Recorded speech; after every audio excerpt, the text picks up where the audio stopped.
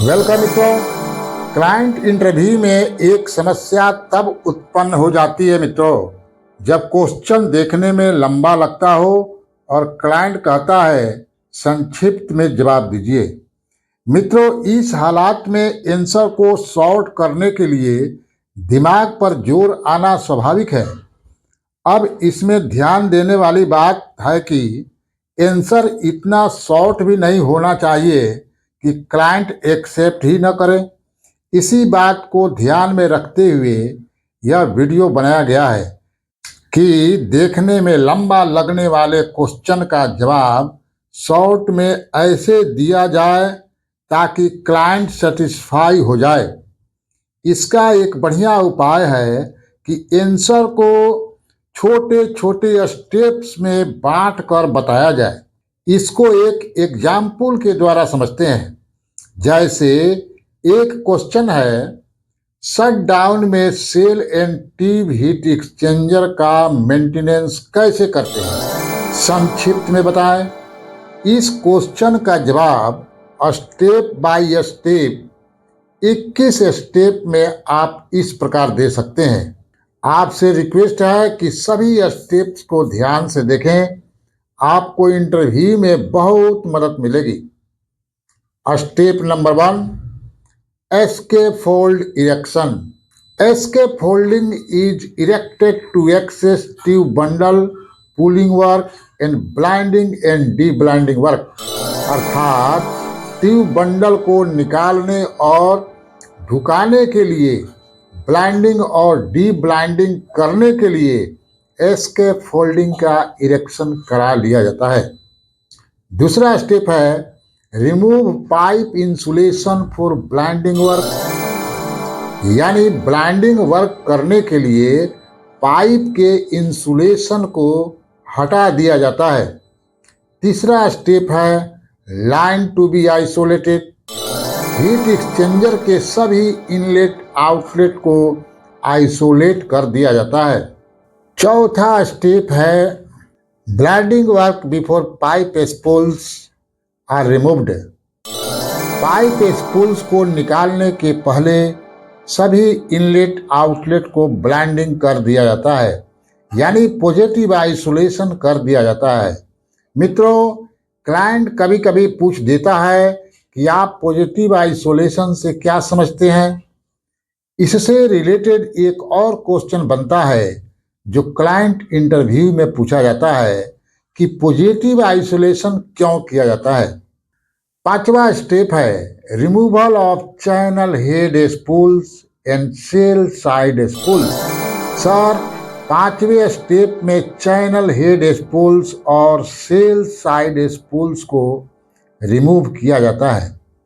मित्रों, याद रखें, क्लाइंट यह भी पूछ सकता है कि चैनल हेड स्पूल्स कैसे निकालेंगे।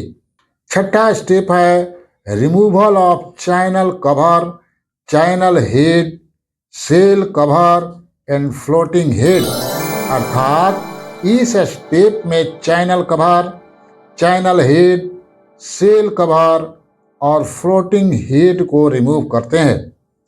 मित्रों, यदि आप फ्रेशर हैं तो इनके फोटो को भी पहचानते चलिए, क्योंकि क्लाइंट के मूड को पहचानना मुश्किल होता है।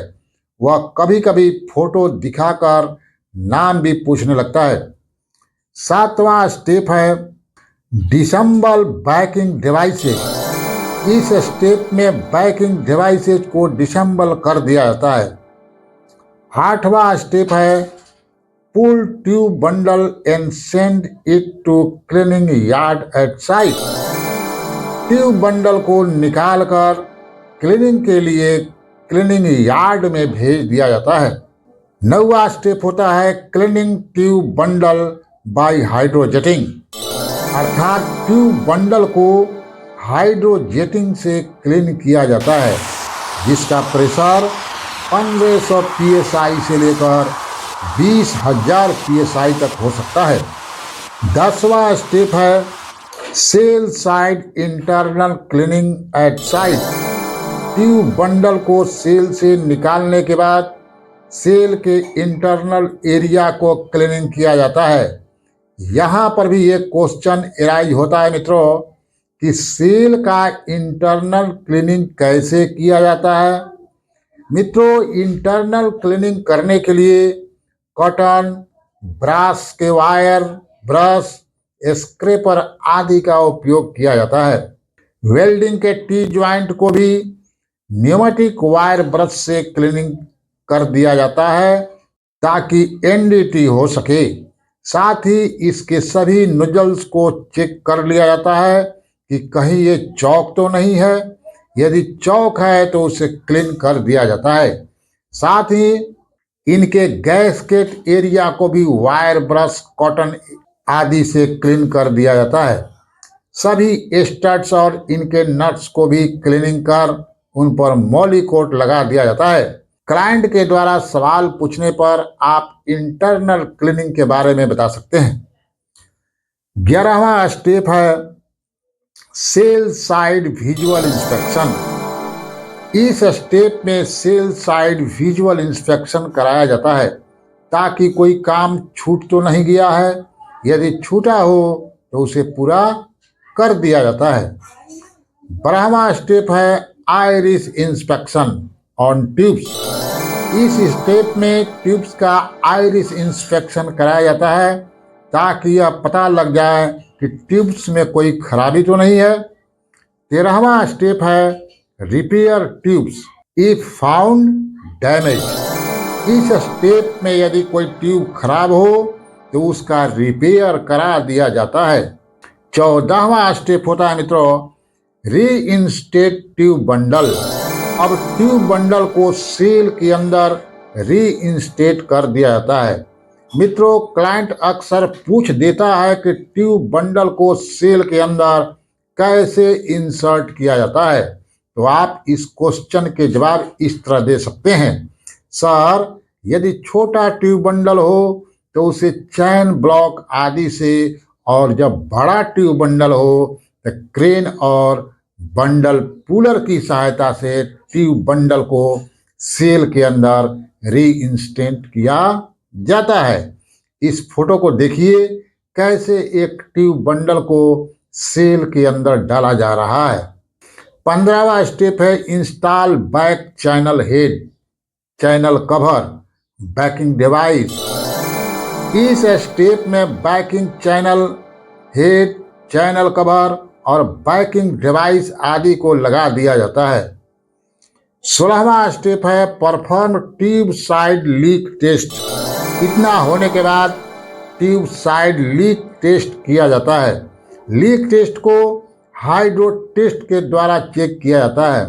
मित्रों, हाइड्रो टेस्ट कैसे किया जाता है, हाइड्रो टेस्ट कितने प्रकार का होता है, ये सब सवाल भी बहुत इम्पोर्टेंट है इंटरव्यू के लिहाज से। यदि आप हाइड्रो टेस्ट के बारे में अधिक जानकारी प्राप्त करना चाहते हैं तो इस वीडियो के डिस्क्रिप्शन में दिए गए वीडियो के लिंक पर जाकर प्राप्त कर सकते हैं। 17वां स्टेप है install floating head, shell cover, conduct shell side leak test.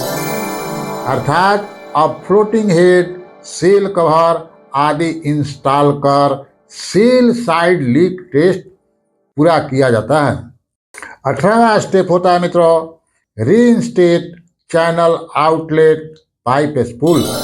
सभी आउटलेट इनलेट स्पूल्स को दोबारा लगा दिया जाता है। 19वां स्टेप है bolt torquing on shell and tube side फ्लंजेज।